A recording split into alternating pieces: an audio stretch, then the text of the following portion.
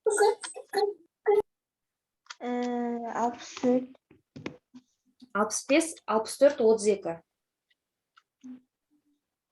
161. 161, иә. Мынау 65. Көбейтілген 2. Бұлай істесек болады. Мына жерде x граммды табу үшін 65-ті көбейтіп 24-те 15-ке бөлесіз 161-ге. Көбейтілген 2 бар ғой, екеуінде де, бірақ екеуі қысқарып кетеді. Неше шығады? 65-ті 24-те 15-ке көбейтіп 161-ге бөлгенде 975 шықты. 9-да 8, иә? Бар ма ондай? Иә. 9-да 8 грамм, ал енді екінші x-ті табайық. Мына жерде 22-де 4. Значит, сіз 22-де 4-ті көбейтесіз 24-те 15-ке. 24-те 15-ке бөлесіз 322-ге ма? 168 шықты. 168. G жауап. F және G жауап болған. Сосын, мынандай контексттер келеді. Контексттерде азоттың тыңайтқыштары деген тақырып келіп тұр. Көбінесе контекстте сұрақ осы тексттің ішінде болады. Жоғарғы концентрлі азотты тыңайтқыш карбамид. Ойланызшы, карбамид деген Не сөз болады? не ол? Татырыңызды. Карбон не ол құрамында? Көміртек. Карбон деген көміртек. Значит, көміртегі бар затты бірден бөлгейсің ғой. Иә. Болды. Карбамид деген, анаяқты қарамай-ақ қойшы жарайды. Карбон деген сөз көміртек. Көміртегі бар, біреу ақ зат бар, соны бірден белгілесеңіз болады. Логикаға да кішкене салуға болады. Одан кейін екінші, дүние жүзінде ең көп мөлшерде шығарылған тыңайтқыш. Бар ма ондай жауап? Дүние жүзінде ең көп мөлшерде шығарылған тыңайтқыш не дейді? Аммоний сульфаты дейді. Не? Аммонийдің сульфаты бар ма? Не, В жауап. Көбінесе осылай табасыздар да. Өндірісте нитрофос алу үшін қолданылатын қоспа. Нитрофос деген жері қайда? Ойбай, кешіріңіздер. Нитрофос. Мынандай нәрселер айтып тұрды, бейтараптау үшін мынадай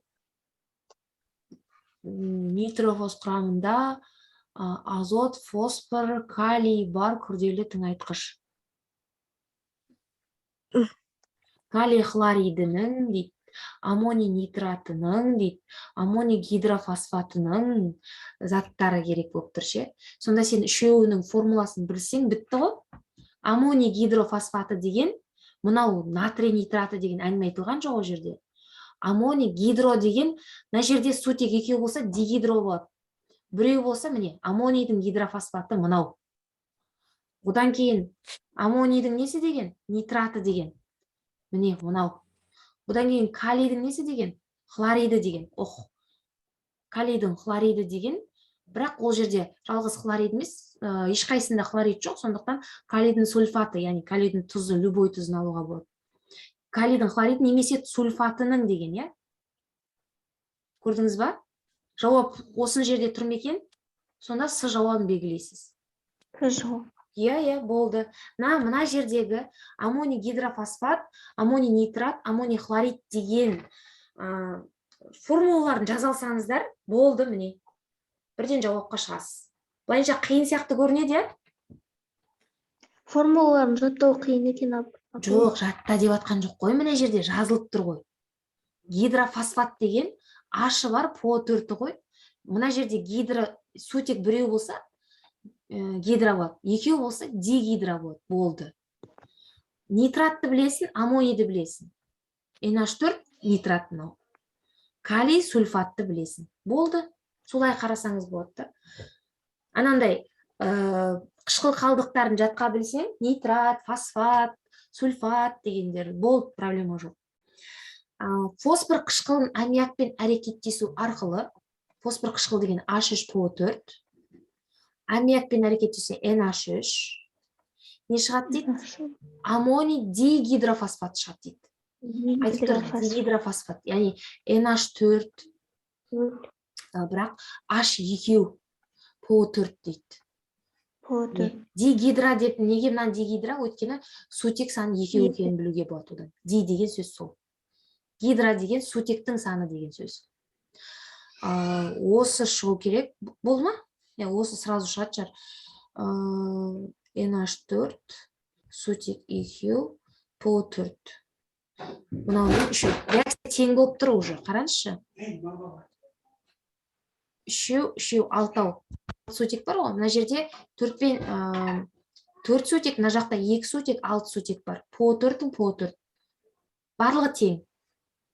Енді бізге қалғаны 25 тонна фосфор қышқылы, 25 тонна алынған аммоний дигидрофосфаттың массасы X тонна болды. Шығымы сосын 45%. Мынау 98, мынаның емерін табайық. 14-ке 4 қоссаң 18, 18-ге 2 қоссаң 20, 20-ға 31 қосасың 51, 51-ге 64 қосасың.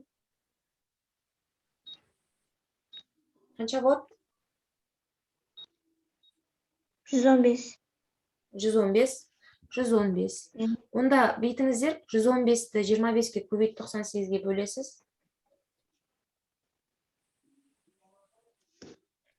115-ті бөлесіз 98-ге. 29-да 33 па?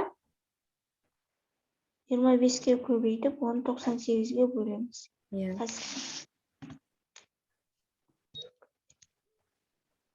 Осындай шықты ма? Енді осының 45%-ін табасыз. Яғни осы затты 100 дейсіз. 29-да 3 шықты, Осы затты 100 дейсіз де 45%-да қанша дейсіз ғой? 45%. Яғни осы затты сіз 45-ке көбейтесіз, 100-ге бөлесіз. 13-те 2. Бұл жауап шығады екен, X-тен 13-те 2. Есеп түсінікті ма? Түсінікті жалпы. Шығымы бізде 75% болған дейді. Аммиак пен азот қышқылының ерітіндісін қолданғанда түзілетін тыңайтқыштың массасы дейді. NH3 пен азот қышқылы HNO3 қой. Ол кезде NH4, NO3 бола қояды ғой. Осының массасы керек бізге. 23 метр куб аммиак. 25 екен ғой. 25 метр куб аммиак. Мына жерде 64-ті 63-ке көбейтіп 100-ге бөлесіз сразу. Мына жерде бірдеңе пайыздық деп тұр, екеуін көбейтіп 100-ге бөлесің. Қанша болады? 64 көбейтілген 63 бөлінген 100 сразу жаза салайын деген бұл. 40-та 32 ма? 40-та 32 шықты. 40-та 32 килограмм. Метр куб. Енді осы екеуінің қайсысымен біз X граммды табамыз. Ол үшін 25-ті сіз 22-де 4-ке бөлесіз. Бірінші мольді табу үшін. Екінші 40-та 32-ні 63-ке бөлесіз. Қайсысы аз? Наусы аз деме 25-22-ке бөлгеннен көрі 40-ты 60-қа бөлген аз болады ғой. Онда осы жермен шығара саламыз. Қайсысы аз, сонымен шығарамыз. Мынаның астына 63, мынау 14, 18, 28, 32, 32-ке 48 қоссақ, емерін тауып 80 ба? 80-ді 40-та 32-ке көбейтіп 63-ке бөлесіз.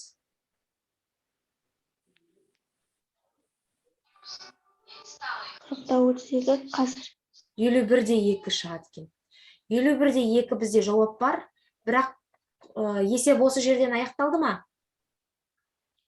Жоқ, шығым бар. Шығым бар, 51-де 2, онда осыны біз 100% дейміз де. 75%-ын табамыз.